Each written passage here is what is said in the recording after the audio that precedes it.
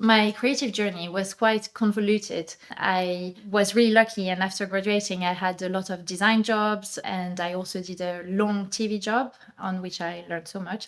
And then I was nominated for the Lindbergh Prize as well.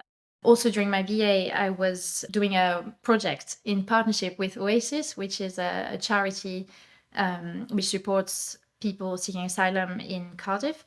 And I really enjoyed facilitating workshops there. So then I decided that I wanted to do more of these, and that's what I do now. So I do more community work, and I facilitate workshops, and I work in education as well.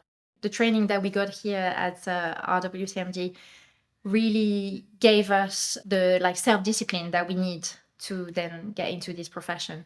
And also they were really pushing us to try to find our own voices. And for example, when I wanted to do this project in partnership with Oasis, they really supported me in this, even though it was a little bit different and out there, and it wasn't strictly about design for performance. I learned so many skills on this course. I did a corsetry course, and then I did scenic arts, and then some puppetry as well. At the time, I was a little bit like, oh, maybe I should specialize and maybe I should focus on one thing. But actually now I'm glad that I was a little bit of a jack of all trades, because that's really useful now in the work that I do when I facilitate workshops and work in education.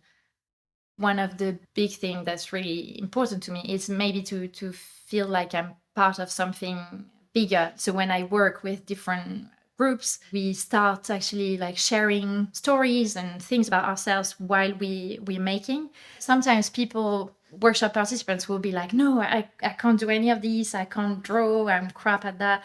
But then they observe and they join in and they start making, and they're then amazingly proud of what they've made. And I think seeing this and experiencing this shift in people is very powerful, and I really love what I do now.